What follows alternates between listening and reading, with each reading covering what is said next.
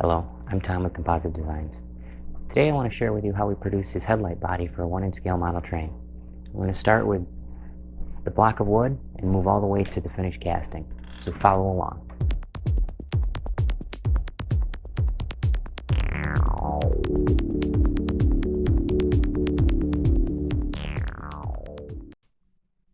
So we went ahead and laminated two pieces of MDF together to make a block that we could then go ahead and machine using our CNC mill, the profile that we wanted for the plug. This is the positive of what we want, and basically it's the identical shape of what we want to end up with in the end. After that, we went ahead and did a little bit of sanding and put a primer on it. We needed to seal it so that the mold material wouldn't adhere to it. Then we went ahead and, using a two-part silicone mold material, we measured out the components. There's an A and a B mixed in this case in a 100:10 ratio. So we went ahead, measured them out, and then we have to go ahead and thoroughly mix them. It is a chemical reaction, not a drying action, and because of that, we need the material to be thoroughly mixed, otherwise it will not cure properly. And if it doesn't cure, you get sticky spots, soft spots in the mold, and in some cases the mold itself is just not usable. So we definitely wanted to avoid that. You can tell it's thoroughly mixed by it. You won't see any runs or streaks. In this case, it's an even pink color. Let me go ahead and pour it onto the mold. As you can see, we built up the sides with styrene. By pouring it like this in a long stringy section, we can go ahead and pull the air out. And by pulling the air out, you get air bubbles in the mold or anything like that. You can also go ahead and degas it ahead of time by putting it in vacuum chambers and stuff like that. But for small molds like this, generally this works fine. You can't really see it, but it actually, if you look closely, you can see the bubbles get stretched out of it as it pours.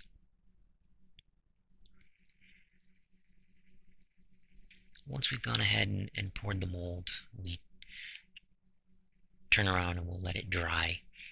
In this case, it was a holiday weekend, so it actually dried for 3 or 4 days. Normally about 24 hours works as long as it's in a decent temperature. I believe the 24-hour time for this is if it's at 70 degrees or roughly there. So if it's lower, it's going to take longer. If it's higher, it'll cure higher, but I recommend giving it at least 24 hours. As you can see, one of the beauties of silicone is that we don't need a mold release, and it pulls right off. The part that's actually sticking there a little is the center parts where the LEDs will go. And they really didn't have any draft to them, so that's to be expected. And in this case, they're actually deeper than they need to be. After that process is done and the mold is ready, we want to go ahead and figure out exactly how much material we're going to have to mix up in order to pour the finished piece. The easiest way I found to do this is take regular old tap water, nothing special, and measure it out into a measuring cup. Take a known amount, pour it into the mold, note that amount, subtract the difference, and that's what it's going to take you. In this case, I think it was something like 7 milliliters. We determined that would mix up 10. Figured we have a little extra that's going to stick to the cup, stick to the mixing stir stick, and things like that. So that's the best way that I found to do that. After that, we'll go ahead and clean the mold thoroughly, wipe it down, get any dirt, water out of it. It's good to also let it sit and dry for a bit, but if you don't, you just got to make sure all the water's out of it.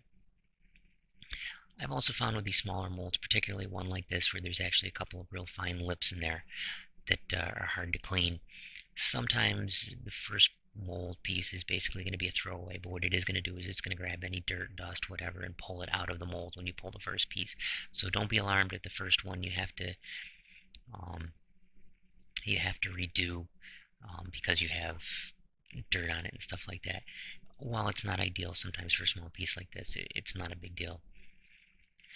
Then we're going to go ahead and actually cast the finished piece itself. In this case, we're using a urethane-based casting resin. This particular one measures 50% A to 50% B, or 1-to-1 ratio. Go ahead and measure them out, put them in a mixing cup, and stir them thoroughly. and then pour them in. This one you'll see it's a clear to a clear amber color when it's in its native form, and then after that it will turn white when it has finished curing. The cure time on this takes about 5 minutes or so before it kicks, and you can tell it's kicking. It will give off heat, and it will also, in this case, go from the clear color, clear amber color, to the white color, and it'll actually do it very quickly.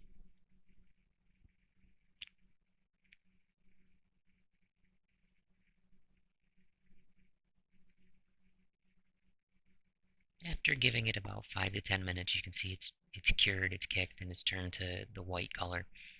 When it's Once it's solid, you can go ahead and basically you kind of flex the mold a little. You'll see it pull away from the sides, and once that, you can kind of get your finger in there in this case and grab it. It depends upon the shape as to how easy it's going to pull, how much draft you have in it, this and that. But as you can see, it comes out. This was actually our second piece because the first one did have a lot of um, not imperfections, but a lot of dirt and grime from some of the ridges in there that we just couldn't get down in there and clean thoroughly. The backside has a real shiny gloss to it. It's going to be level with the surface. The only thing is it will have a shiny surface versus the other isn't as shiny. Not a big deal because in this case we're going to go ahead and we're going to machine the backside flat. Then we're going to put a ridge in there and some screw holes to hold the PCBs that will have the ultimately have the LEDs in them. So that's pretty much it. It's not that difficult, but it does take a little getting used to. It does take some patience, and I hope you learned something. So I hope you enjoyed this little behind the scenes look at how we make things like this. If so, subscribe, and we'll see you next time.